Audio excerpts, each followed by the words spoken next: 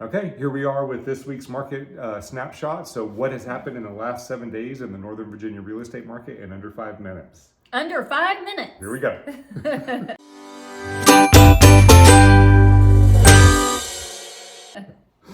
All right, so the market activity has gone crazy.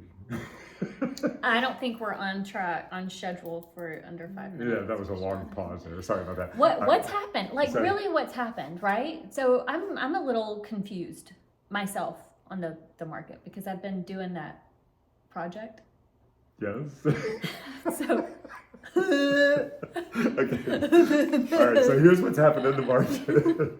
So we're seeing the activity picking up. It's still getting crazy with multiple offers, but it's not on every property. That's one thing to understand. There are, without diving into it, I have such a there thing are to say. trunks that do exist out there. No, I was going to talk about I'll talk about it another time. Okay. Anyway, so let's go straight to the graphs and show you what's going on. All right. So as always, our orange line is our buyer activity, and you can see that it is just trending upward. It did increase again over the last 7 days, and then you can see our blue line is our inventory. It's kind of flatlined. So this gap is getting worse and worse and worse, which means that there's more strength in the seller's market.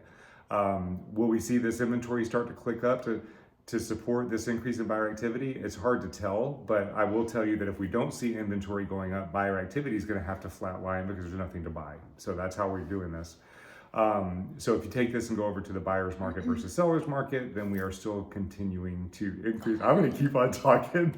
Why is this important? I know occasionally I'll mention this, but so what we're tracking here, we're tracking the number of new properties that came on the market in the last 7 days, and we're tracking the number of properties that went under contract.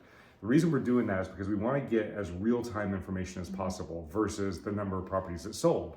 When a property sells, the typical sales process takes about 30 days. So that's actually 30 days in history if you're quoting sales numbers.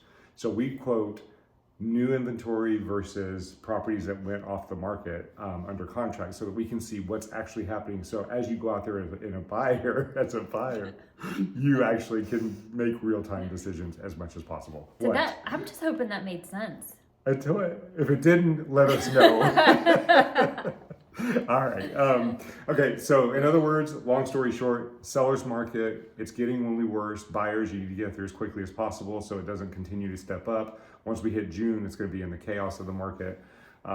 Sellers, get out there now. Competition should start increasing with the inventory, and the buyers are out there right now, so it's a great time to sell. Okay. We do not have Tatiana this week. Unfortunately, she's not with us, so... No, she's fine, though.